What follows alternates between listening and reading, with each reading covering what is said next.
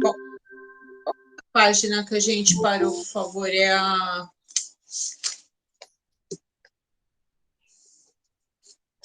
o item 19, eu acho. Deixa eu ver. Acho que o da Lucília é igual ao meu. Tá.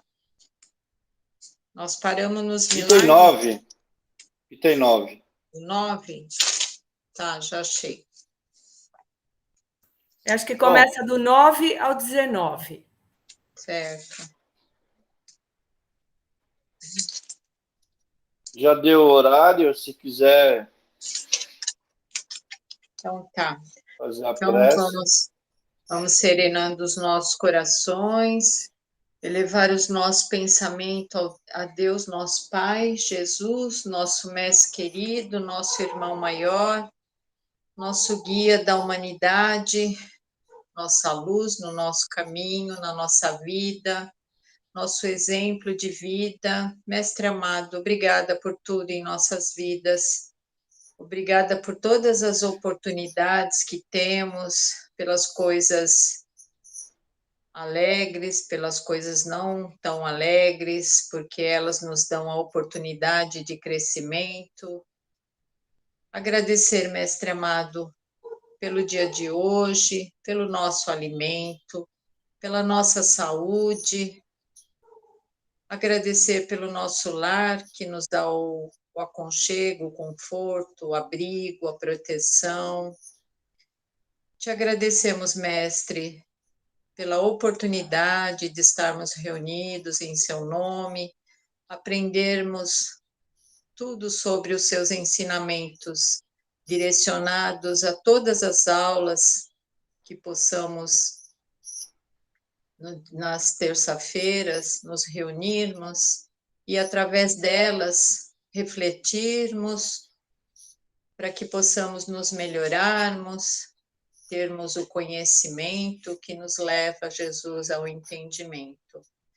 Te pedimos, Mestre amado, que, se possível, coloque em nossos lares, retirando os nossos irmãos, retirando todos os miasmas presentes, colocados por nós mesmos, Mestre amado, através dos nossos pensamentos não bons, através das nossas atitudes e palavras mal colocadas, Mestre amado. Que aqui fique só a sua paz, a sua harmonia, a sua proteção. E te pedimos, Mestre, que coloque em nossas águas os remédios necessários para o nosso refazimento físico e espiritual.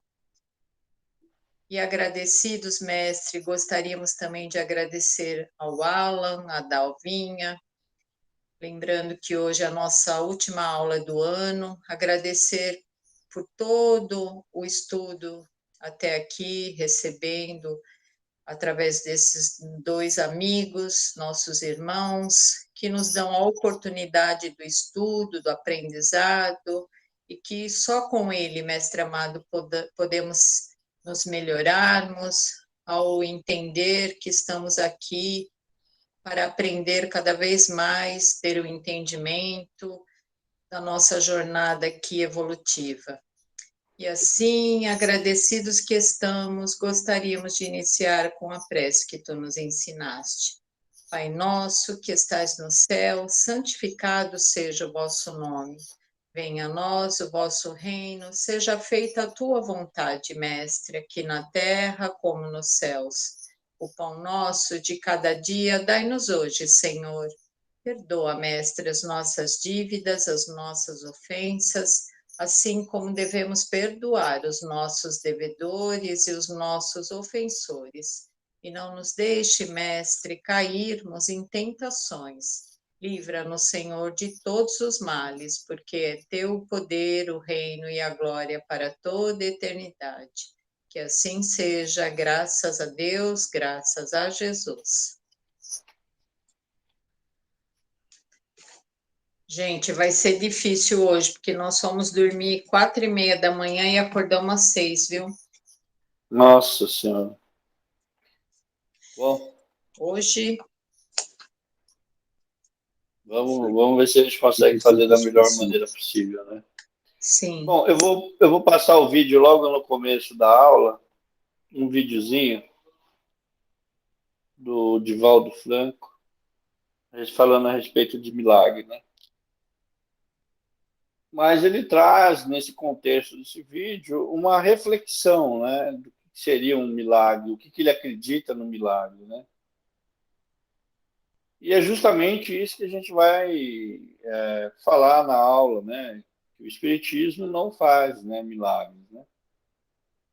Entre aspas, que para alguns seria um milagre, né? Para nós é uma condição completamente explicável, né? Justificável, né? Então, vou trazer o vídeo do Divaldo aí, enquanto talvez a Dalva consiga chegar nesse período, tá bom?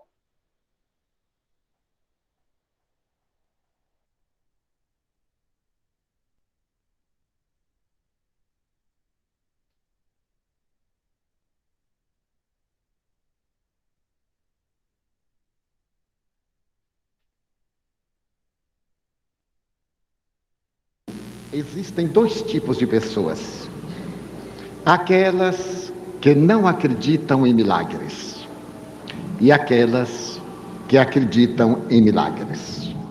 Eu faço parte do segundo grupo. Eu acredito em milagres. Milagre aqui não tem o sentido teológico convencional, aquilo que vai contra as leis da natureza. Porém, ocorrências que nos escapam à capacidade do discernimento, à nossa possibilidade de programação, o inesperado, que Carl Gustav Jung teve a oportunidade de dizer que se tratava de uma lei que era feita de coincidências e que nós invariavelmente chamamos acaso. Os milagres, estudados pelas duas psicólogas, têm uma conotação muito diferente desta, que eles atribuíram como sendo um estado além da realidade física. Diminui o som, por favor. É aquela ocorrência que nós não programamos e que, não obstante, acontece, chamando-nos a atenção para o inabitual. Entre esses fatos, eu narrarei com a própria emotividade um deles que me chamou muita atenção. Trata-se de um homem, um alto executivo de uma empresa norte-americana, que estava diante da pia de pratos sujos da sua casa. Ele olhava pelo retângulo da janela e dizia: Elsa, por que você me abandonou? Você sabe que os homens não estamos preparados para a viuvez. As mulheres adaptam-se melhores, porque elas têm uma capacidade que nós, os homens, não conseguimos manter. Por que você me deixou? Nesse momento ele ouviu uma voz que chamava: papai, venha me ajudar no curso de literatura inglesa. E outra: papai, venha fazer a personagem no meu estudo de arte dramática. Papai, papai. E a pequenina: papai, aonde está o John? Ele fechou os olhos e disse: eu não aguento esses selvagens que são seus filhos. Como é que você vai embora e me deixa na mão desses selvagens para que eles me perturbem? Você não vê que eu não tenho capacidade de administrar esta casa? 5 filhos. Esses 5 filhos dão-me muita perturbação. Depois que você morreu, eu coloquei uma auxiliar de limpeza. Ela vem 3 dias por semana. Olhe para aí. Mal acaba de limpar. Esses selvagens sujam tudo. Olha ali, em cima da máquina de lavar. A roupa de 2 dias. Parece que nesta casa nunca se lavou roupa. Papai, aonde está o John? Era a filhinha de 4 anos. Ele teve ímpeto de empurrá-la. Estava no momento do estresse. Céu. Você é ingrata. Como é que você tem a coragem de morrer e de deixar o seu marido sem nenhum apoio? E um grita dali, outro grita dacolá. Ele fechou os olhos antes de explodir quando tocaram a campainha. Ele então disse, era só o que faltava. Quando nós estamos a ponto de explodir, acontece tudo que nos leva à explosão. E os 4, 5 filhos gritando, papai, papai, isso e aquilo. Ele passou pela sala de olhos fechados, abriu a porta, era um mendigo. Eu desejava falar com a senhora Elser. Morreu. Oh, mas eu não sabia. Fique sabendo. Ah, porque eu moro no outro condado. E todo mês eu venho aqui e ela me dá comida. Eu não tenho lar, não tenho trabalho. E ela é tão generosa. Que pena, também acho. Ela sempre me dava alguma coisa. Ele meteu a mão no bolso, tirou $2 e disse, tome, compre um cachorro quente.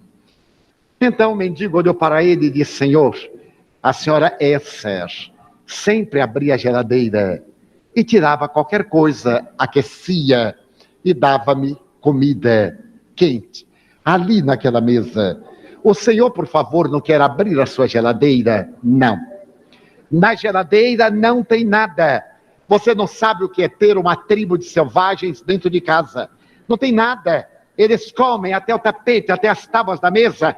Não tem nada. Papai, aonde está John? Nós estamos brincando de esconder e ele sumiu, papai. Deve estar embaixo da cama. Não está. Está atrás da porta. Não está. Então veja embaixo do tapete. Já olhei. Ele não está. Então me deixe em paz e vá procurar seu irmão. Senhor, abra a geladeira. Deve ter alguma coisa. O senhor coloca no micro-ondas. Deixa-me sentar um pouco, que eu estou muito cansado. Eu como e depois vou embora. Era assim que a senhora Esser sempre fazia. E, ademais, ela me dava $10. Porque o dinheiro não era dela, era meu. Então era muito bom ela dar $10. Senhor, em homenagem à dona Esser, por favor, abra a geladeira. Papai, abra a geladeira. Ele saiu revoltado e a pequenina na calça segurando. Aonde está John, papai? Aonde está? E quando ele chega na geladeira, papai, eu tenho prova de inglês amanhã. E o mendigo atrás, por favor, abra a geladeira. Ele abriu. Dentro da geladeira estava o filho. Havia entrado, a porta da geladeira bateu, ele estava morrendo. Estava morrendo, já com cianose. O pai deu um grito, carregou a criança, saiu correndo, felizmente, o hospital estava a 1 quadra. Ele entrou com a criança no colo, direto à emergência. Os médicos começaram a fazer respiração artificial. Tiraram o pai dali da sala. Ele chegou da janela e gritou, é nosso filho. Salve-o. Não o deixe morrer. Meia hora depois, um dos médicos aproximou-se, sorrindo. Ele está salvo. John vai viver. Ele não teve nenhuma lesão cerebral, felizmente. Por alguns segundos. Se em alguns segundos a mais, o senhor não houvesse tirado da geladeira, a parada cardíaca teria afetado o cérebro. E mesmo que ele vivesse, ele ia ter somente uma vida vegetativa. Seu filho está salvo. Oh, Esser. Muito obrigado, Esser. Muito obrigado. Quero agradecer-lhe, profundamente comovido. Você mandou o mendigo para salvar nosso filho. Muito obrigado. Ele levou o mendigo para casa. Na geladeira tinha comida, sim. Ele colocou no micro-ondas. Serviu ao mendigo. Considerou o mendigo membro da família. E quando o mendigo se ia, ele disse, Em homenagem a Esser, $10. O mendigo se foi. E ele escreve: tenho certeza que foi Esser, minha mulher morta, quem voltou para salvar nosso filho. O fenômeno mediúnico é inerente ao ser humano, em todo lugar, de mil maneiras, coincidências, milagres, entre aspas. A lei de sincronicidade de Carl Gustav Jung não explica essas ocorrências que passaram à posteridade como sendo milagres. Há um agente inteligente que pensa, que planeja, que elabora, que executa.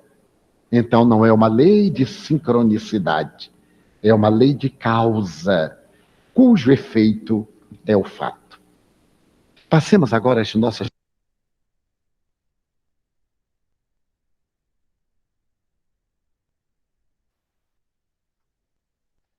Então, baseado nesse vídeo, né, do Divaldo, existia uma cronologia, né, para que o fato ocorresse, né? Apesar da Esther e o espírito enviar lá um mendigo, né, para pedir para abrir a geladeira, né? Teve toda uma ocorrência de fatos que ocorreram, né, para que se pudesse salvar o menino, né? Então, por isso um milagre, né, entre aspas, né, porque ele não é no sentido teológico, né, de revogar as leis naturais, né, as leis divinas, né, e sim fazer-se valer das leis, né, da sincronologia, né, da lei, né. Bom, então, continuando a aula, o Espiritismo não faz milagres. Em continuação, item 9. Os fenômenos espíritas consistem nos diferentes modos de manifestação da alma ou espírito, quer durante a encarnação, quer no estado de erraticidade. É pelas manifestações que produz que a alma revela sua existência, sua sobrevivência e a sua individualidade. Julga-se dela pelos seus efeitos, sendo natural a causa, o efeito também o é. São esses efeitos que constituem o objeto especial das pesquisas e do estudo do Espiritismo, a fim de chegar-se a um conhecimento tão completo quanto possível, assim da natureza e dos atributos da alma, como das leis que regem o princípio espiritual. Então, vocês lembram a história que eu contei para vocês do Allan Kardec, quando ele foi ver as manifestações das mesas girantes? Então, enquanto estava no campo do magnetismo, era algo científico, viável, né? Mas quando houve uma manifestação inteligente, ele falou, para que agora muda tudo, né? Então, aqui nesse item, ele fala explicitamente isso, né? É pelas manifestações que produz que a alma revela a sua existência, a sua sobrevivência e a sua individualidade. Julga-se dela pelos seus efeitos, sendo natural a causa, o efeito também o é.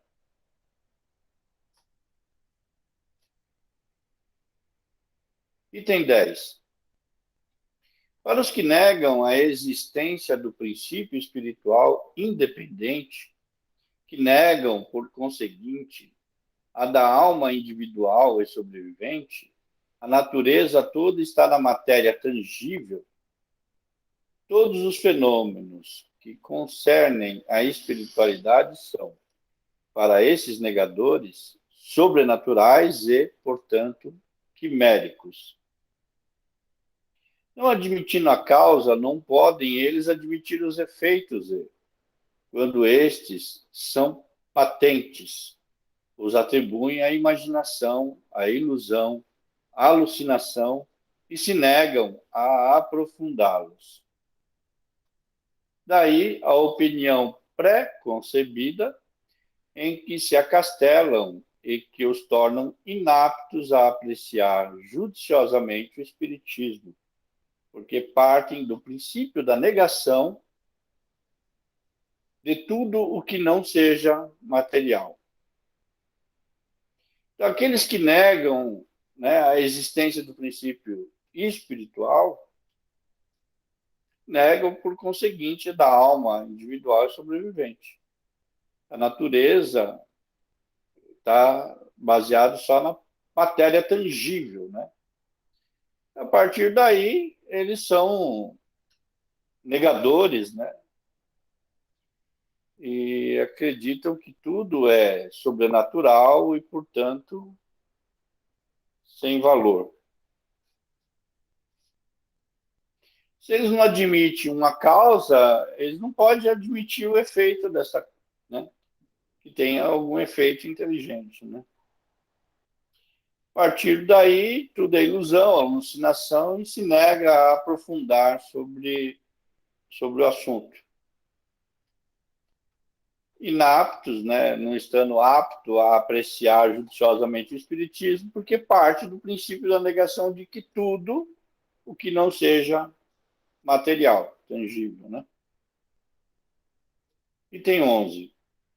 Do fato, porém, de o espiritismo admitir os efeitos, que são o corolário da existência da alma, não se segue que admita todos os efeitos qualificados de maravilhosos e que se ponha a justificá-lo e a dar-lhes crédito, que se faça campeão de todos os devaneios e de todas as utopias e de todas as excentricidades sistemáticas, de todas as lendas miraculosas. Fora preciso conhecê-lo muito pouco para pensar assim. Seus adversários julgam opor-lhe um argumento irreplicável quando, depois de haverem feito eruditas pesquisas sobre os convulsionários de Saint-Médard, né, sobre as calvinistas das Geneves, CGVNs, ou sobre as religiosas de Loudun, chegaram a descobrir fatos patentes de embuste e que ninguém contesta. Então, está aqui item 1, 2 e 3, né? Que é nota do editor. Em 1729, o cemitério de Saint-Médard, verdade, né? Junto ao túmulo do diácono Francisco de Paris, morto em 1727, é considerado um homem muito caridoso. Começaram a ocorrer milagres, pessoas passaram a visitar o túmulo e lá sofriam convulsões e se auto-infligiam torturas. O item 2, nota do editor, protestantes franceses que foram expatriados por pegarem em armas após a Revolução do Edito de Nantes, 1685, eram assim chamados por vestir camisas sobre suas roupas. E o item 3, a possessão de Freitas de Loudun, foi um suposto conjunto de possessões demoníacas que ocorreram em Loudun, França, em 1634. As feiras sofreram convulsões e proferiram linguagem abusiva. Mas essas histórias são o evangelho do Espiritismo? Seus adeptos negam que o charlatanismo haja explorado certos fatos em seu proveito, que a imaginação os tenha criado, que o fanatismo o haja exagerado muitíssimo. ele não é solidário com as extravagâncias que cometam em seu nome, como a verdadeira ciência não o é com os abusos da ignorância, nem a verdadeira religião como abusos do fanatismo. Muitos críticos julgam o espiritismo pelos contos de fadas e pelas lendas populares, que são apenas ficções. O mesmo seria julgar a história pelos romances históricos ou pelas tragédias. Então, na verdade, é assim, você ter um julgamento superficial sobre uma ciência, né, o espiritismo, né, que é uma, como se a gente pode falar, a ciência do espírito, né, sem você se aprofundar nisso, né? E o espiritismo não pode ser responsável por aqueles que cometem um abuso ou fanatismo ou produzem charlatanismo, né? Essas coisas todas. Assim como ocorre, né, na questão da ciência, na questão da própria história, né? Não se pode julgar, né, dessa forma, porque o espiritismo é algo a ser estudado, né, a ser compreendido e agir sobre equilíbrio, né, de você entender como ele funciona. Tudo bem, Dal? Item Boa noite, 12. pessoal. Tudo bem? Os fenômenos espíritas são, as mais das vezes, espontâneos e se produzem sem nenhuma ideia pré-concebida da parte das pessoas com quem eles se dão e que, em regra, são as que neles menos pensam. Alguns há que, em certas circunstâncias, podem ser provocados pelos agentes denominados médiuns, né? Sobre esse item, o Chico ele foi muito feliz quando as pessoas pediam para ele produzir, né, alguns fenômenos, ou trazer lá uma carta de um ente conhecido, né? E ele explicava dizendo assim, não é assim que funciona, né? Esse fenômeno é como um telefone que toca de lá para cá, não daqui para lá, né? Então, no primeiro caso, o médium é inconsciente do que se produz por seu intermédio. No segundo, age com um conhecimento de causa, da onde a classificação de médiuns conscientes e médiuns inconscientes. Esses últimos são os mais numerosos e que se encontram com frequência entre os mais obstinados e incrédulos que assim praticam o espiritismo sem o saberem e nem quererem. Por isso mesmo, os fenômenos espontâneos revestem capital importância, visto não se poder suspeitar da boa-fé dos que os obtêm. Dá-se-á aqui que o que se dá com o sonambulismo, que em certos indivíduos é natural e involuntário, enquanto noutros é provocado pela ação magnética. Então, aqui são dois tipos, né, de mediunidade, né? Sonambulismo, né? Se você for no livro dos médiuns, é um tipo de mediunidade, onde agem de forma inconsciente, né? Enquanto fala que outros é provocado por uma ação magnética. Aí o item 4 da nota de Allan Kardec, livro dos médiuns, segunda parte, capítulo 5, Revista Espírita, dezembro de 1865, página 370, e agosto de 1865, página 235. Resultem, porém, ou não esses fenômenos de um ato da vontade, a causa primária é exatamente a mesma e não se afasta de uma linha de leis naturais. Os médiuns, portanto, nada absolutamente produzem de sobrenatural, por conseguinte, nenhum milagre fazem. As próprias curas instantâneas são as mais milagrosas, não são as mais milagrosas do que outros efeitos, dado que resultam da ação de um agente fluídico que desempenha o papel de agente terapêutico. Suas propriedades não deixam de ser naturais por terem sido ignoradas até agora.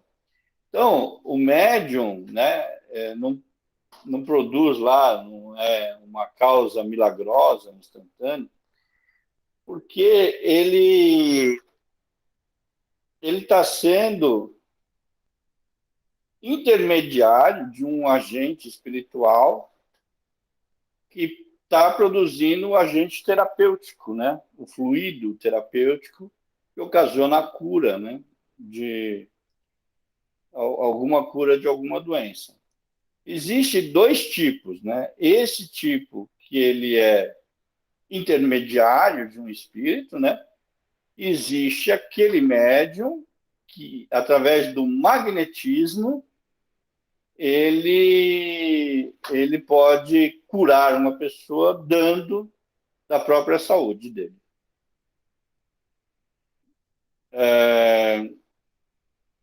Pois, totalmente impróprio o epiteto de traumaturgos que a crítica ignorante dos princípios do espiritismo há dado a certos médiuns.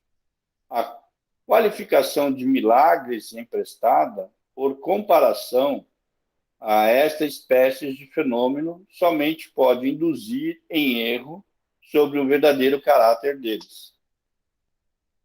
O que é epiteto? É um termo de origem grega. Epiteto é uma expressão que, associado ao substantivo, o classifica como uma alcunha, um apelido ornamentado ou nome distinguido.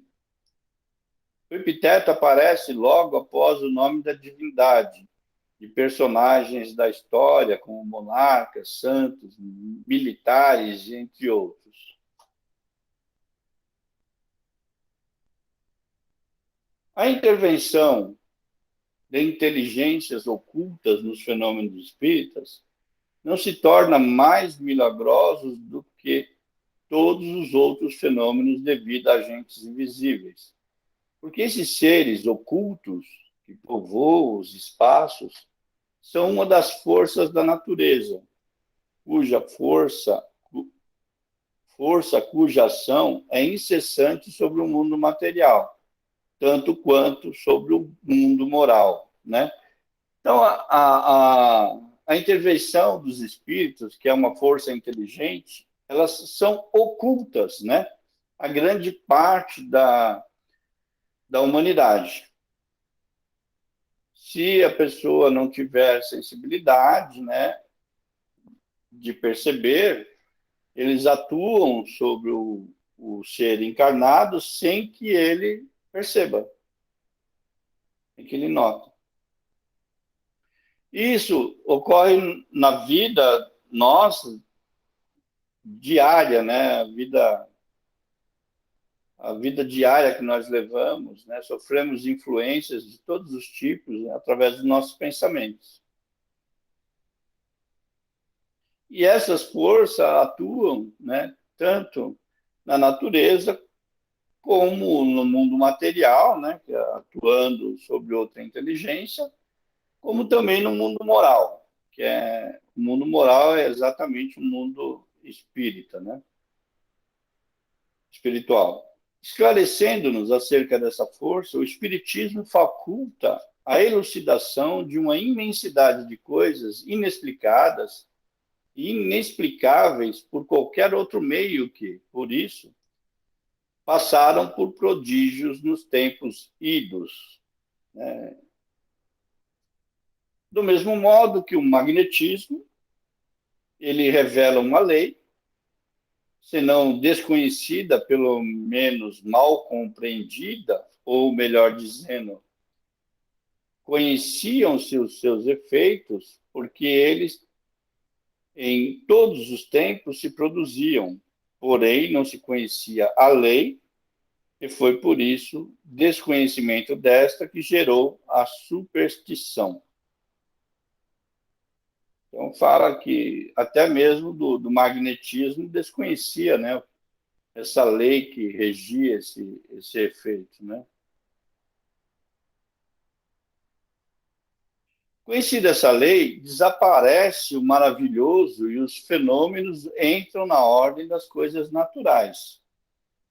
Então, se você conhecer essa lei que rege o mundo espiritual, né, o mundo material e o magnetismo, né, você conhecendo isso, vai desaparecer esse milagre, esse maravilhoso, né, e tudo vai passar as causas naturais, né? Vai seguir uma lei de causas naturais. Né? Eis porque tanto operam um milagre os espíritas quanto fazem que uma mesa se mova sozinha ou que os mortos escrevam, como um milagre opera o médico quando faz que um moribundo reviva ou um físico quando faz um raio que caia.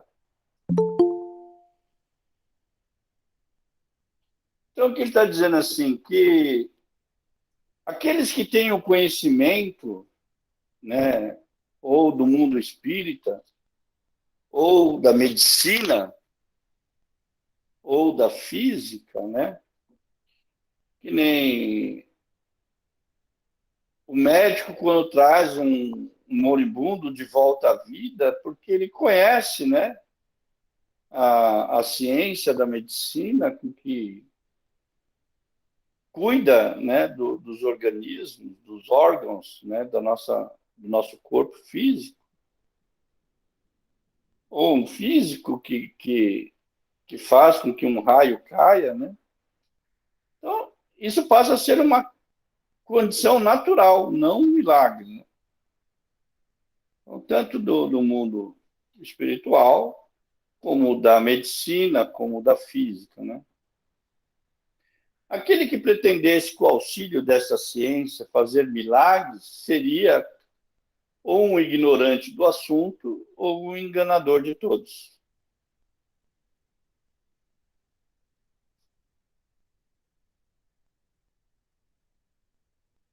Pois que o Espiritismo repudia toda pretensão às coisas miraculosas, haverá, fora dele, milagres na acepção usual dessa palavra?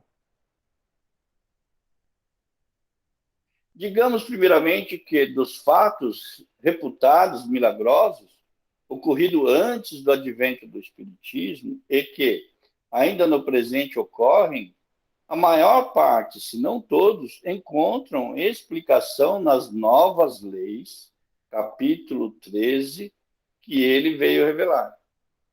E esses fatos, portanto, se compreendem, embora sob outro nome, na ordem dos fenômenos espíritas. E, como tais, nada tem de sobrenatural.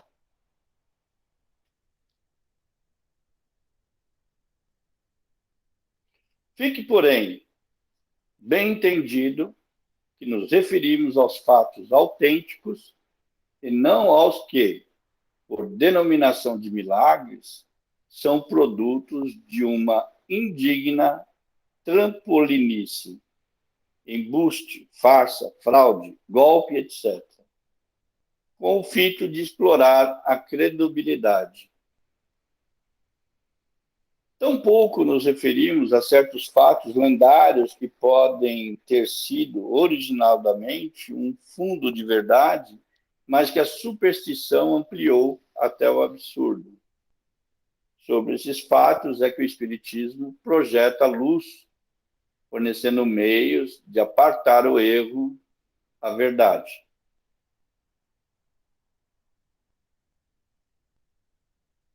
Deus faz milagres?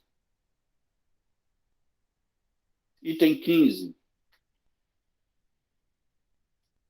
Quanto os milagres propriamente ditos, Deus, visto que nada lhe é impossível, pode fazê-los. Mas fá-los Ou, por outra palavra, derroga as leis que ele próprio emanaram? Não cabe ao homem pré-julgar os atos da divindade, nem os subordinar à fraqueza do seu entendimento. Contudo, em face das coisas divinas, temos, para critério do nosso juízo, os atributos mesmos de Deus. O poder soberano reúne ele à soberana sabedoria, donde se deve concluir que não faz coisas alguma inútil. Um comentário aqui para que uma dessas condições em que Deus criou e Ele mesmo ele não interfere nisso, é no livre arbítrio das suas criaturas. Deus concedeu a todos nós o livre arbítrio e Ele não interfere nisso. Tanto que nós temos autonomia sobre nós, né, de fazermos o que bem quisermos. Dentro de um sistema, né, que nos é dentro de um parâmetro que nos é concedido. Você pode fazer o que você bem entender. Dentro desta lei, que é o livre-arbítrio, ele criou causa e efeito. Tudo que você decidir fazer vai gerar uma causa. Consequentemente, terá um efeito, bom ou mal.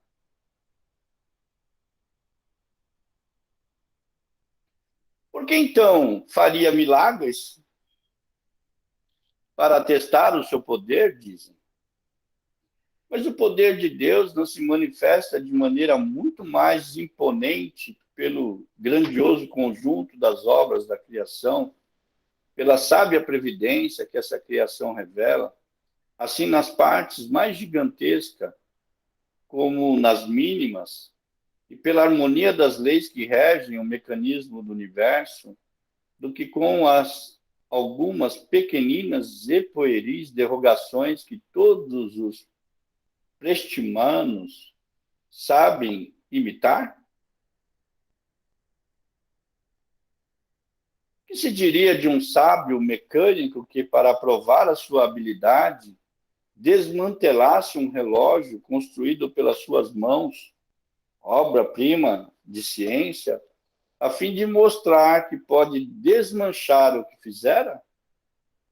O seu saber, ao contrário, não ressalta muito mais da regularidade e da precisão do movimento da sua obra? O que ele está querendo dizer aqui? Que Deus, para provar que ele pode, ele deveria destruir o que ele mesmo criou? Não faz sentido. Não faz sentido. Cabe a nós aprender e observar a perfeição do maquinário que rege tudo isso. Como há uma sincronia, como há uma perfeição regendo tudo isso. Esse é o nosso papel. Não é, pois, da alçada do Espiritismo a questão dos milagres, mas, ponderando que Deus não faz coisas inúteis, emite a seguinte opinião: não sendo necessários milagres para a glorificação de Deus, nada no universo se produz fora do âmbito das leis gerais. Deus não faz milagres porque, sendo como são, perfeitas as suas leis, não lhe é necessário derrogá-las.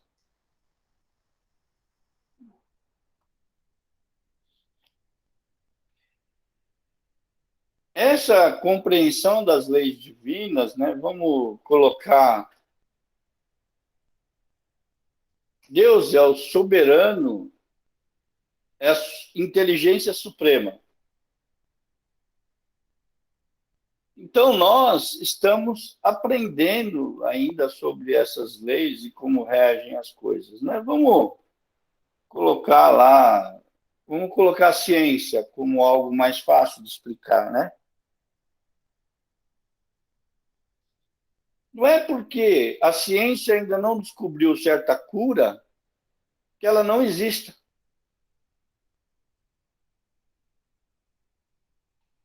Existe, mas ele ainda não chegou lá.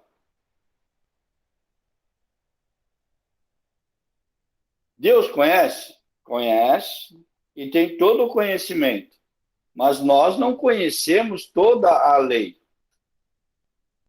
Não conhecemos toda a ciência. Na verdade, temos muito pouco conhecimento sobre tudo as coisas. Sobre a arte, sobre a ciência, sobre a medicina, sobre a física. Temos ainda muito pouco conhecimento. Se há caracteres dos milagres, fatos que não compreendemos, é que ainda nos falta o conhecimento necessário. Então, aqui, ó, se não há caracteres do milagre, fatos que não compreendemos, se há caracteres dos milagres, fatos que não compreendemos, é porque ainda nos falta o conhecimento necessário para compreender. Alan, e falando nessa questão, não temos o conhecimento, né, necessário. Quando Jesus transformou a água em vinho, que ele dominava toda a ciência, né, a física, Sim. É nessa questão, né, fora do espiritismo, que acredita que foi um milagre. E não, ele modificou a molécula da água para a molécula do vinho, né? E Sim. quando Jesus fala, vós podeis fazer tudo o que eu faço, poderão fazer tudo o que eu faço e muito mais.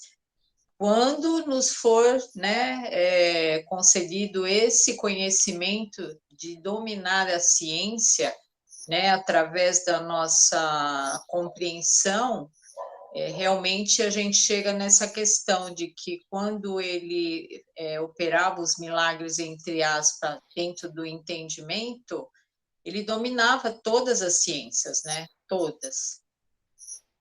Sim. Sim, completamente, né? E deixaria de ser um milagre para as pessoas se elas compreendessem isso, né? Porque o milagre, nesse sentido, seria a derrogação das leis divinas, né? Mas, né, a questão não só do conhecimento, né? Mas fala da humildade. Porque o orgulho obtusa a visão. Ele impede de você ir além. Então, a gente, quando adquire a humildade, né, que nem nosso Senhor Jesus Cristo foi humilde, né? Ele disse, né? Eu estou no Pai e o Pai está em mim, né? Por isso ele fazia isso. Senão não faria. Bom, item 16. Admitindo que Deus houvesse alguma vez, por motivos que nos escapam, derrogado acidentalmente leis por ele estabelecidas, tais leis já não seriam imutáveis. Então, se admitindo que alguma vez Deus derrogasse isso, né? Então, já não seria Deus, porque um dos princípios divinos é a imutabilidade. Né? Uma das qualidades do Criador é a imutabilidade.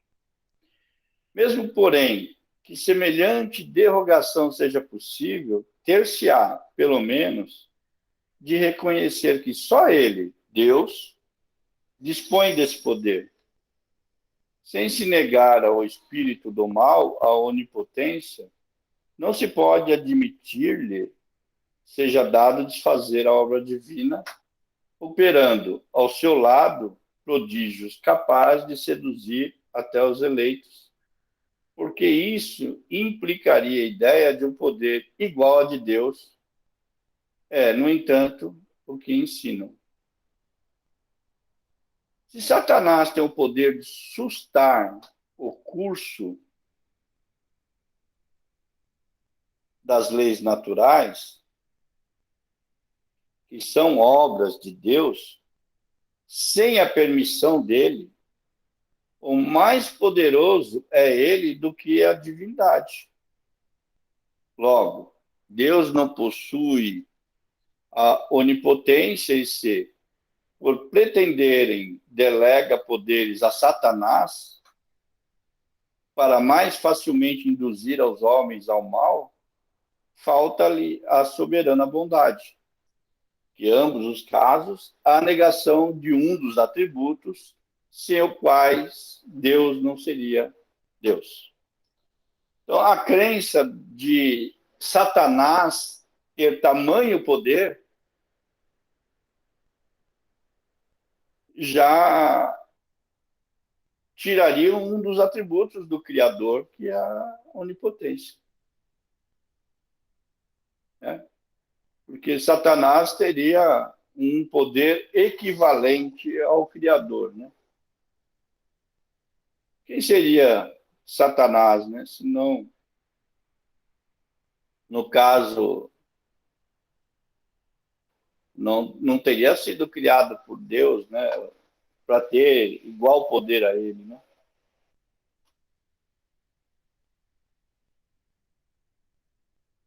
Daí vem a igreja distinguir os bons milagres que procedem de Deus e os dos maus milagres que procedem de Satanás. Mas como diferenciá-los? Seja satânico ou divino um milagre, haverá sempre uma derrogação de leis emanadas unicamente de Deus. Se pode ser divino ou satânico, se é um milagre, seria uma derrogação da própria lei emanada unicamente de Deus. Se o indivíduo é curado por suposto milagre, quer seja Deus quem o opere, quer Satanás, não deixará por isso de ter havido a cura. Forçoso se torna fazer pobríssima ideia da inteligência humana para se pretender que semelhantes doutrinas podem ser aceitas nos dias de hoje. Lembrando esse item, né? Quando os fariseus, né, os doutores da lei, na época de nosso Senhor Jesus Cristo, alegavam que ele fazia aquelas coisas vindo de Satanás, né? E aí Jesus diz, né? Como pode Satanás, né, ser contra ele mesmo, né? Como pode, se o que eu faço vir de Satanás, fazer coisas boas, né? Oi, Selma, pode falar.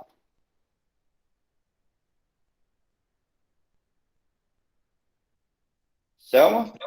Desculpa, Alan, eu bati a mão no celular, desculpa. Ah, tá. Tudo bem. Deixa eu ver se...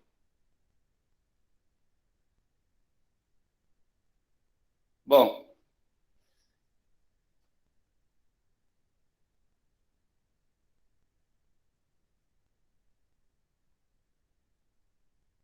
agora ficou pequeno aqui, mas acho que dá para ler ainda.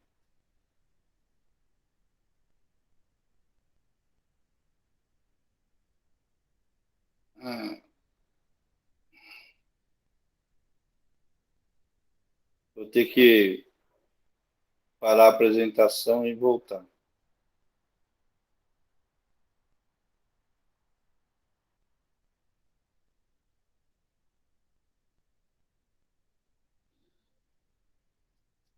Ah, legal.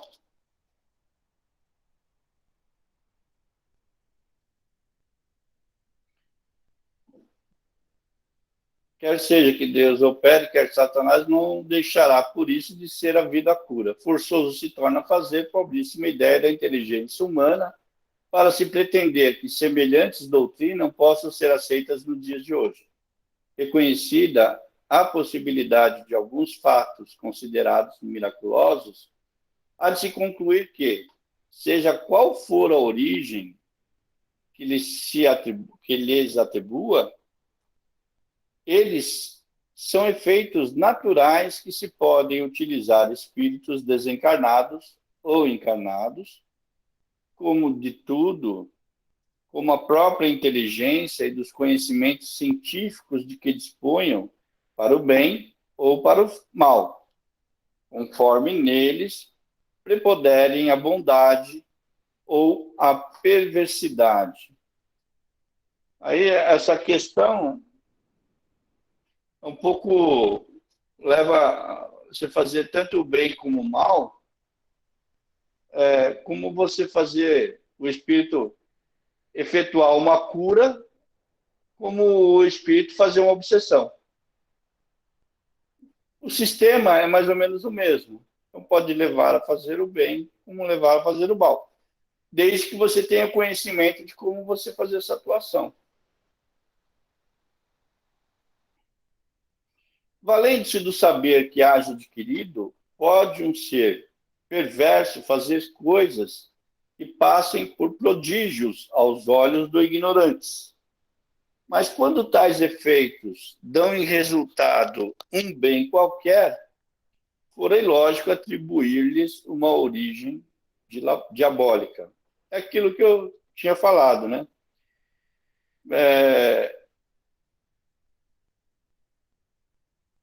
Que um ser perverso pode fazer coisas que passem por prodígios, né? Aos olhos de uma pessoa ignorante. Mas quando tais efeitos dão um resultado, um bem-estar qualquer, for ilógico atribuir-lhes uma origem diabólica. Está fazendo o bem, né? É igual o nosso Senhor Jesus Cristo disse, né? Da questão, uma árvore má não pode dar bom fruto, nem uma árvore boa dar mau fruto. Se a árvore é boa, bom fruto ela dará. Mas a religião, dizem, se apoia em fatos que nem explicados, nem explicáveis são. Inexplicados, talvez, inexplicáveis, é questão muito outra. Quem sabe o homem das descobertas e dos conhecimentos que o futuro lhe reserva? Aquilo que eu havia falado lá atrás, né?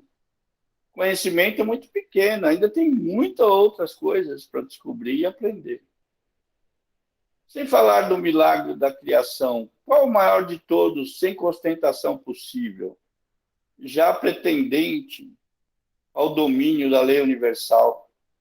Não vemos reproduzirem-se hoje sobre o império do magnetismo, do sonambulismo, do espiritismo, o êxtase, as visões, as aparições, as percepções à distância, as curas instantâneas, as suspensões, as comunicações orais e outras com que seres do mundo invisível, fenômenos esses conhecidos desde os tempos imemoráveis, tido outrora como maravilhosos e que presentemente se demonstra pertencerem à ordem das coisas naturais, de acordo com a lei constitutiva dos seres?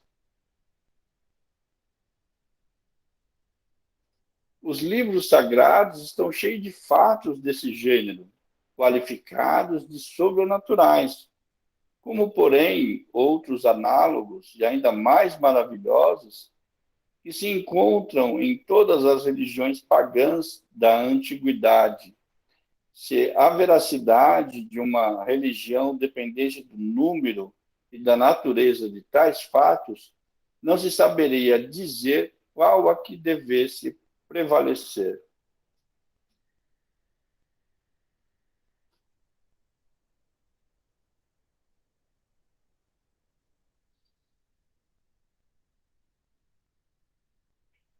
Naquela condição, né, a passagem em que Jesus vai ao monte, né,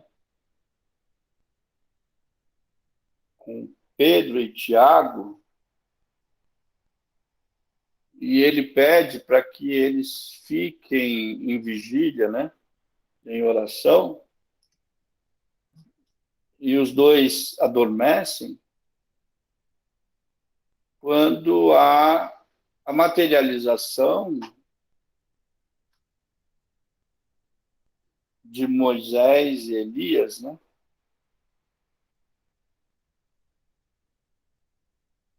Seria algo fora do espiritismo, tido como sobrenatural.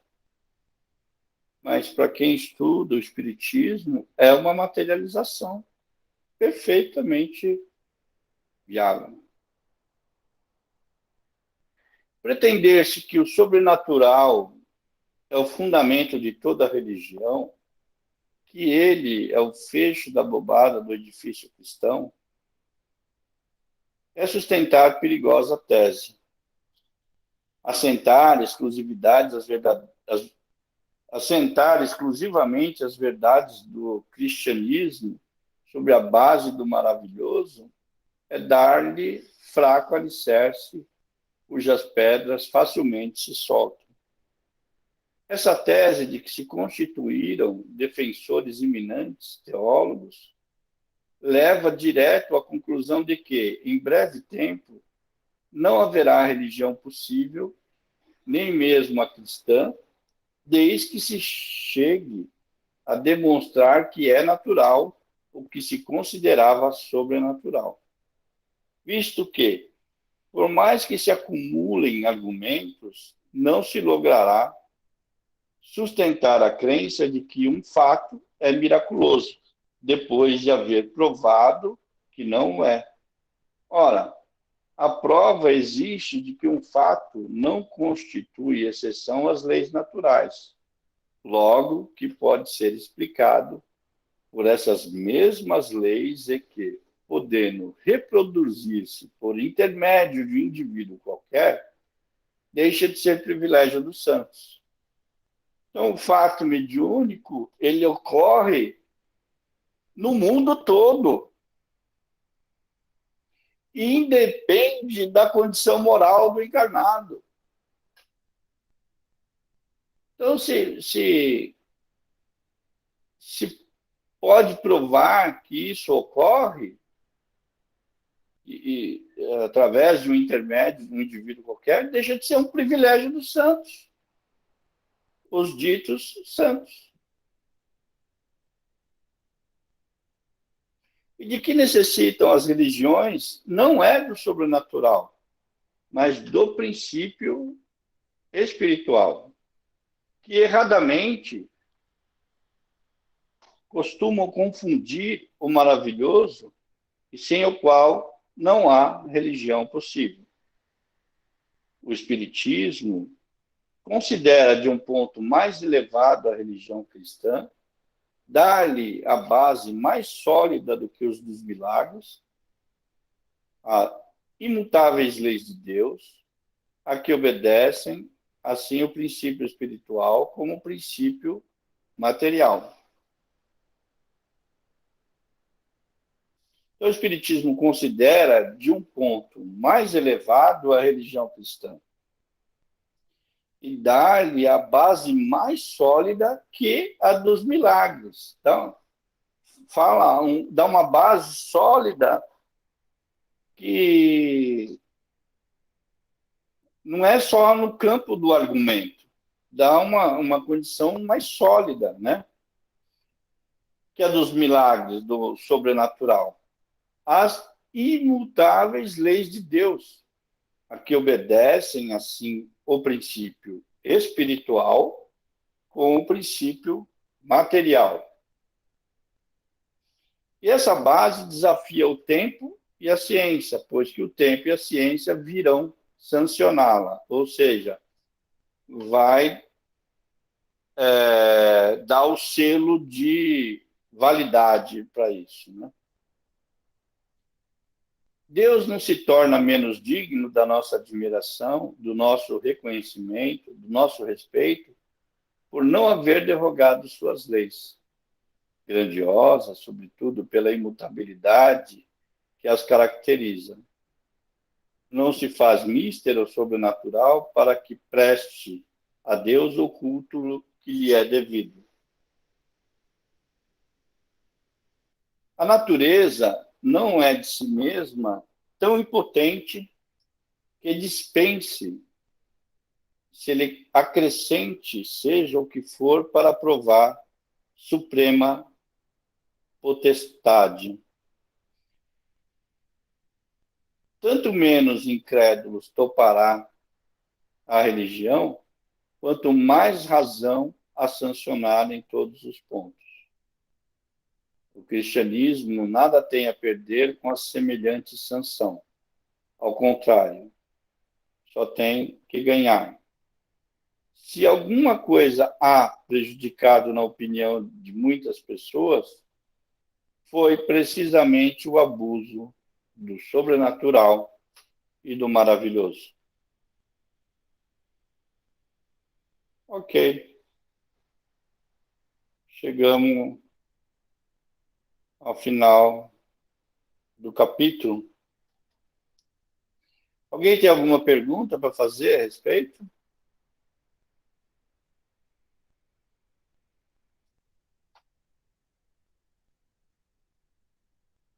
Está todo mundo acordado?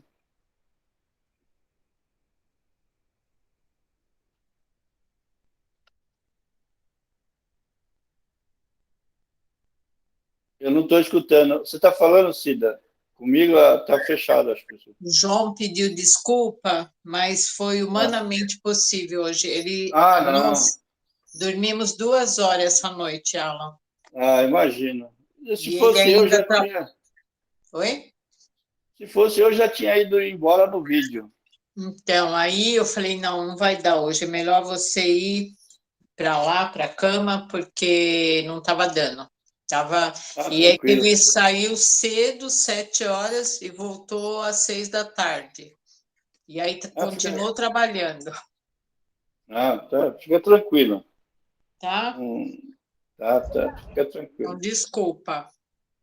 Que é isso. Alguém tem mais alguma coisa para falar a respeito do capítulo? Mas não tem o capítulo 19?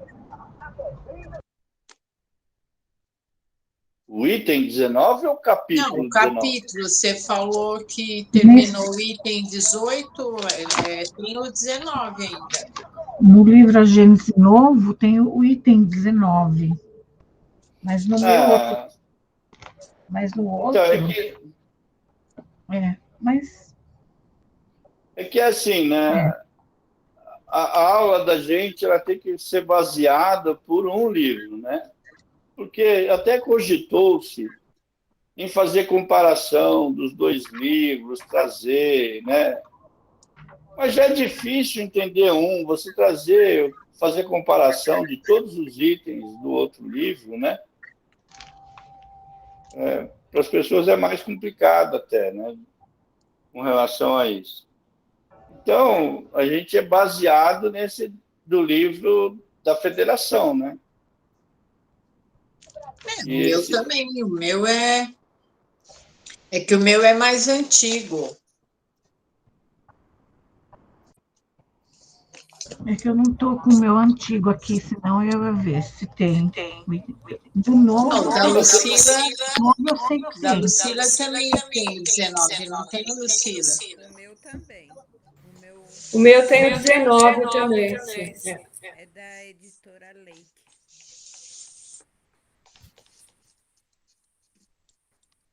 Então, da Lucília, não é o É o do André, Fundação André Luiz. É o É, novo. do André Luiz. É o novo também que é é o lá. do Kardec, né? Quer dizer, não é novo. Ele é o do Kardec original. É ele. O meu é do André O Luiz meu outro eu também. joguei fora, Alan. Não É. servia mesmo, eu joguei fora. Para acompanhar. Nossa, vai precisar Eu jogar do fora Kardec. também? Perdeu a validade. Já jogar fora? O outro eu joguei. O que eu ia fazer com ele?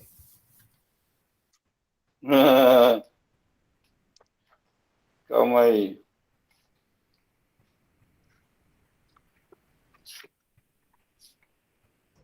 Se vocês quiserem, eu dou uma lida no item 19, que está aqui no livro. Acho que podia ler, né, Dalva? Tá sobrando tempo mesmo. Não, realmente tem o item 19 nesse nosso. Tá vendo? É que quem fez esses slides comeu a bola no item. A gente não pode falar abertamente, O né? velho eu não estou aqui, senão pode ser que eu tenha comido bola mesmo, não coloquei o Fala a 19. verdade, Alan. Você queria dormir mais cedo, não é? Você Não, mas acabou antes, vou dormir antes. Não. É que, Olha, na verdade, quem tinha que não falar do 19 era eu, para ir dormir mais cedo, hein? eu fui enganado, né? Porque quem fez isso foi a Dalva. Ela me Eu vou olhar de enganou. novo nos meus arquivos aqui, para me acrescentar para o próximo ano, né? Eu achei. Vocês querem que eu leia aqui? Eu achei. Era bom, acho que para completar, né? Então vamos lá. Termina, né? É para terminar Tá bom. o capítulo. Então, se tomarmos a palavra milagre no seu sentido etimológico, no sentido de coisa admirável, temos sem cessar milagres sobre os nossos olhos. Nós os aspiramos no ar e nos calcamos aos pés, pois tudo é milagre na natureza. Querem dar a um povo, aos ignorantes, aos pobres de espírito, uma ideia do poder de Deus? Será preciso mostrá-la na sabedoria infinita que tudo preside, no admirável organismo de tudo que vive, na frutificação das plantas, na adequação de todas as partes de cada ser às suas necessidades, segundo o meio do qual é chamado a viver. Será preciso lhe mostrar a ação de Deus no caule da erva, na flor que se abre ao sol, que tudo vivifica. Será preciso mostrar sua bondade na solicitude de todas as criaturas. Por ínfima que pareçam ser, sua previdência na razão de ser de cada coisa, das quais nenhuma é inútil. No bem que sai sempre do mal aparente e momentâneo. Fazei com que compreendam, sobretudo, que o mal é obra dos homens e não de Deus. Não procurei assustá-los com o quadro das chamas eternas, nas quais acabam por não acreditar, e que lhes faz duvidar da bondade de Deus. Porém, encorajai-os pela certeza na certeza de poderem se resgatar um dia e reparar o mal que terão feito. Mostrai-lhes as descobertas da ciência como a revelação das leis divinas, não como obra de Satanás. Ô, Cida, desliga o seu microfone, Cida. Tá. Desculpa. Mas tudo bem. Ensina-lhes, enfim, a ler no livro da natureza, sem cessar aberto diante deles, nesse livro inegociável do qual a sabedoria e a bondade do Criador estão inscritas em cada página. Então, compreenderão que um ser tão grande, ocupando-se de tudo, velando-lhe por tudo, a tudo prevendo, deve ser soberanamente poderoso. Trabalhador o verá quando traça o seu sulco na terra, e o desafortunado o abençoará em suas aflições, pois a si mesmo dirá: se sou desgraçado, é por minha culpa. Então os homens serão verdadeiramente religiosos, racionalmente religiosos, sobretudo, bem melhores do que se acreditassem em pedras que suam sangue ou estátuas que piscam os olhos e derramam lágrimas.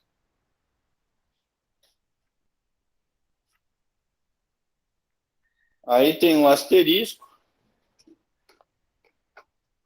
Aí está com umas letras bem pequenininhas.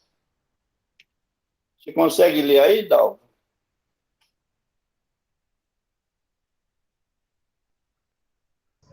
No meu, esse livro, não tem. Não tem? O Tem, meu o seu também tem? não. O meu também não tem. O meu O seu tem. Não, não. Mentira. O Meu tem. Você Não tem? tem. Eu Quem tenho. tem? Adriana Eu tem. tenho. Querem que eu leia? Pode ler. Kardec tratou dos milagres e das predições do Cristo. Neste livro, para completar seus estudos de O Evangelho segundo o Espiritismo.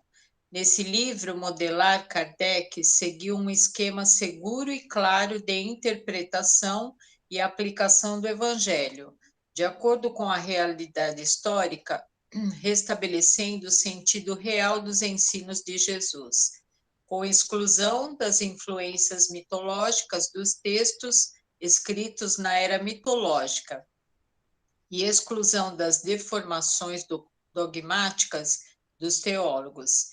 Isso está bem explicado por ele mesmo no referido livro Os Milagres e as Profecias. Já haviam sido tratados de uma maneira geral no livro dos Médiuns.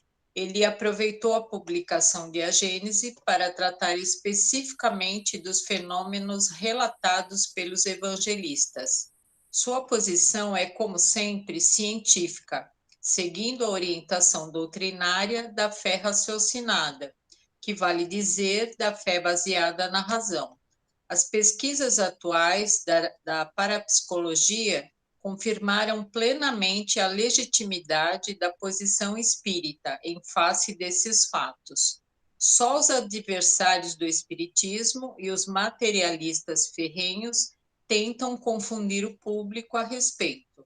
Kardec foi o iniciador da pesquisa dos fenômenos paranormais no mundo contemporâneo. Foi a sua firme atitude nesse campo que obrigou os cientistas a entrar na pesquisa do paranormal. Em geral, para desmentir Kardec, mas nem sempre acabando por confirmá-lo. Do Espiritismo nasceram as chamadas ciências psíquicas de natureza realmente científica, como a parapsicologia alemã do século passado. A ciência psíquica inglesa, a metafísica de Richter e a física transcendental de Frederick Zollner, a ciência da personalidade de Frederick Myers e a parapsicologia atual. O mundo deve a Kardec a descoberta da alma, em plano científico, de sua sobrevivência à morte física, da natureza extrafísica do pensamento e da existência real do corpo espiritual, que os físicos e os biólogos soviéticos chamaram de corpo bioplasmático ao descobri-lo na Universidade de Kirov, na União Soviética, de Herculano Pires. É isso.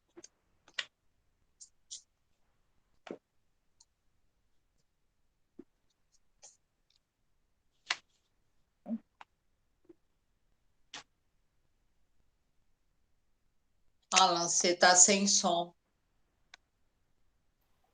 Depois de meia hora que eu falei, agora, então, a próxima aula, que vai ser na segunda semana, né? Segunda, terça-feira de março, a primeira é carnaval, né? Vai ser o capítulo 14, os fluidos. Muito legal esse capítulo, vai tratar da natureza, as propriedades dos fluidos, elementos fluídicos, formação e propriedades do perispírito, onde tudo acontece, os fenômenos espíritas, onde acontece a mediunidade, ação dos espíritos sobre os fluidos, criações fluídicas, fotografia do pensamento. Esse capítulo é bem longo, tem bastante coisa. Mas fica para março. Esse ano estamos encerrando esse período, né? Mas o curso ainda continua. Espero que vocês tenham boas festas, né? Pouca champanhe. Você acha que ano que vem continua online, então? Então, esse curso com certeza. Até porque o que talvez seria presencial seria o terceiro 1, né? Esse é o terceiro 2, que vai continuar. E lá na Casa do Caminho não tem espaço físico para 2 terceiros, né? Então, esse aqui, com certeza, vai continuar online. Beleza. Okay? Tem ainda alguns minutinhos, alguém quer falar alguma coisa? Estou com saudade do café que tomava lá do centro. Lá. Também. Mas também depois que Saudade dos cafés, dos abraços, das trocas de energias, mais apertadinho. E fazer o café era o marido da Mara, como é que é o nome dele? Ari. É o Ari. Jori. Depois que o Jori não foi mais, acho que nem tem mais café. Ele tem feito quando ele vai na sopa. Se ele chega mais cedo, ele faz na sopa. Senão... Jori é gente boa demais. Então, eu vi nos outros grupos que o pessoal está fazendo uma enquete, né? Se prefere online ou presencial. Se não me engano, o grupo Kardec, que eu acho que é a turma da tarde, está meio a meio. Uma parte que é presencial e outra parte que é online. Então, não sei como que os outros anos vão ficar, né, o ano que vem. Então, mas o deles, né, eles podem optar, né, se tiver condições de ser feito presencial, isso é um fato. Estou dando um alô. Se tiver condições... Eu estou dando um alô sobre isso, porque tem pessoas que querem voltar a fazer o primeiro, o segundo, né? Sim. Ainda tem gente, eles vão decidir ainda. Sim. Mas nós vamos fazer isso mesmo, né, Alan? Mesmo porque, voltando essa variante aí, a gente não sabe nem o que vai acontecer, né? Uhum. Nem se vai estar liberado, né? Porque depois do carnaval a gente não sabe. Sim. Mas a árvore de Natal da Selma tá legal. Tá bonita, Selma. É muito xereta. Tá aparecendo atrás de você. A minha, ó. Que lindinha. Mas onde que você viu a árvore dela? Ali, brilhando atrás dela. Tem umas luzinhas brilhando. Luzinhas azuis atrás dela, ali do lado direito dela. Gente, Esse aqui não aparece, não. mas da Silvia, né? Da Silvia. Da Selma. Selma. Da Gente, Selma. eu não tô vendo nem a Selma. Nem eu não Agora tô ela vendo. saiu. me vendo? Que dirá a árvore. Agora sim, No celular, por Agora isso. apareceu bem. a Selma. Você vê? Palmeiras campeão. Tô feliz. Maravilha. Gente, eu não Começou. vejo a Selma. Nossa, Eu não tá vou por vendo? aqui também, É ó. porque nós estamos no celular, por isso. Ah, entendi. Tá. Eu ligo o celular só por causa do som, porque o meu computador tá sem som. Então eu deixo o som só na hora que eu vou falar no celular. O resto eu faço tudo no computador. Então tem diferença do celular para o computador? No Tem. som. É. Tem um pouco, sim. Ô, Selma, mas se você colocar o fone de ouvido ligado no interruptor atrás do CPU ou no notebook, o som está limpinho. Não, eu posso ouvir, mas eu não falo. Não, Se mas eu então, tiver que falar alguma coisa, no computador não vai. quer ver, ó, vou te mostrar aqui para você, ó. Aqui, ó. O ouvir eu sei. Aí, ó, é assim, ó. Esse aqui, ó, é o que eu falo com vocês, ó. Tá aqui, ó, tá ligado no notebook. É um fone de ouvido de celular, aí você pode colocar, aí você fala normal. Aí dá para falar. Dá para falar no normal. Vou providenciar. Não, próximo porque tem jeito, sim, é o fone. Tá certo. Legal, Alexandre. Bom, Eu acho que a Bom, gente. aula online ajuda muito, até porque vocês testemunham que quando eu trabalhava na rua, eu não tinha horário, né? E agora eu tô tendo uma folga para ficar em casa. Então fica até mais fácil, mas quando tá na rua não tem por onde, né? Então se fosse fazer, teria que faltar. Eu acho que a online ajuda muito para quem trabalha. Para sim. fazer A alguma coisa nossa, em casa. Eu acho que ajuda, entendeu? Ajuda bastante. a nossa vai continuar, viu? Pode ficar tranquilo. Nosso Não, eu curso digo vai porque continuar. tem gente que chega tarde, tem gente que tem compromisso na escola, tem gente que não quer perder o curso, quer acompanhar. Cada um tem uma forma, né? Eu acho que ajuda, né? Desculpa de falar que não pode participar do curso, é mentira. É isso que eu quero dizer, entendeu? Bom, gente, quem que vai fazer a prece de encerramento? Vocês querem que eu faça? Pode fazer. Pode ir. Deixa eu falar um pouquinho. Eu quero agradecer a vocês pela paciência que vocês tiveram comigo, pelos meus atrasos, principalmente o Alan. Preciso ir fazer um estágio com ele de um dia inteiro lá no salão dele. Vim tomar um Vim café. tomar um café e... Né, Alan? Ô, mas isso aqui é fácil. É na água Facinho fria, né? você pega. Água fria, Água né? fria. Isso. Mas facinho. Mas eu vou mais A parte mais difícil é abaixar o programinha que você vai ter que abaixar. Mas o seu filho faz isso para você com o pé nas costas. Sim, com certeza.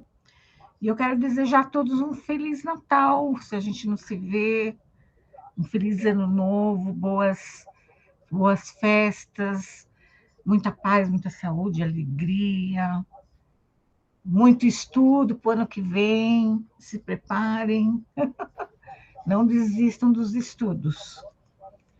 Eu também que agradeço. Obrigada a todos, porque com a pergunta de vocês estando na aula, a gente aprende muito.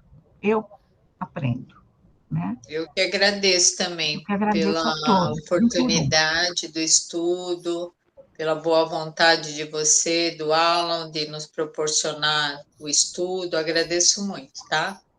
E Obrigada de todos, né? Da gente estar reunido, mesmo que distante, a gente criar essa conexão que é muito boa, né? Para a gente não perder essa oportunidade de estudar, que a gente precisa muito. Então, queria muito agradecer a todos, mesmo eu sendo nova, né, na Casa do Caminho, pretendo, se Deus quiser, dar a continuidade, se Deus quiser, em breve trabalhar quando necessário, quando eu puder, eu e João. A gente já conversou com o seu guerreiro, mas por conta da pandemia, a gente está aguardando, né? Mas já agradeço de coração. Sim, obrigada a vocês todos. O Fernando também falou que se ano que vem voltar, algumas coisas normais, ele pretende abrir o curso junto com o Guerreiro de Passes, né? Que está faltando pessoas para os passes. Então, sim. Eu quero agradecer a paciência dos benfeitores comigo, que eu dou um trabalho, minha filha, eu vou te falar uma coisa. É mesmo, né, Mas, gente? na verdade, Agradecer aos nossos amigos espirituais. Mas a gente só tem motivo sempre para agradecer, né? Cada refeição, cada amanhecer é um ato de agradecer, né? Mas eu fico muito feliz de ter concluído esse ano, eu falo de as minhas limitações, né, como espírito encarnado, né? Sei que sou muito limitado. Gostaria de fazer muito mais, tanto de âmbito do intelecto como do âmbito de afazeres, né? Mas agradeço, né, todo dia o amparo que eu tenho recebido e a vida que me é concedida, né? E agradeço a presença de vocês, que é por vocês que eu estou aqui também todas as terças-feiras. Bom, vamos lá. O Nelson vai fazer o encerramento. E um beijo no coração de vocês. Bom, vamos lá. E assim, vamos acelerando nossos pensamentos, elevando ao plano maior, agradecer pela espiritualidade amiga presente, né, cada um na casa de cada um, olhar pelo ensinamento que o Alan e a Dalva passou ao decorrer desse ano, agradecer pelos ensinamentos, pela paciência, pela explanação que nós tivemos dia após dia. Mesmo em horas de dificuldades difíceis, procuramos estar sempre junto, alinhando nossos pensamentos e agradecer ao plano maior por tudo que nos tem feito. Olhar pelo trabalho, pela dignidade, pelo livre hábito de saber o que fazer de certo ou errado nas nossas vidas. Agradecer por tudo e por todos, pelas pessoas que se encontram na rua, vibramos com braços e corações afetuosos essas pessoas que se encontram enfermas, sem uma ajuda médica, ajudar essas crianças que não têm o que comer direito, mas graças ao irmãozinho de bom coração ajuda de alguma forma. Ajudar essas pessoas que se encontram drogadas, meus pais tentando fazer do melhor possível para estar amparando o coração dessas pessoas. Por que eu digo isso? Porque quando chegar o final do ano, Natal, está se aproximando, muitas pessoas vão estar em suas casas, com suas famílias, agradecendo por tudo que tem, pela alimentação, pelo dia a dia, pela saúde. E nós ficamos pensando nesses irmãozinhos queridos que se encontram na rua, sem ter uma casa, sem ter um conforto, uma família, que a gente podemos vibrar, que essas vibrações de amor e de paz, essas pessoas que necessitam de um amparo, de um conselho, de um melhor entendimento da vida. Olhar, vibramos para as pessoas que se encontram encarceradas por algo que não tenham cometido, sendo presos injustamente, e o mesmo aqueles que cometeram algum ato ilícito, que tocar o coração deles. E assim vibramos, pensamos vibrações pela nossa nação, pelo nosso país, pelos nossos governadores, pelo nosso presidente, e pela nossa vida.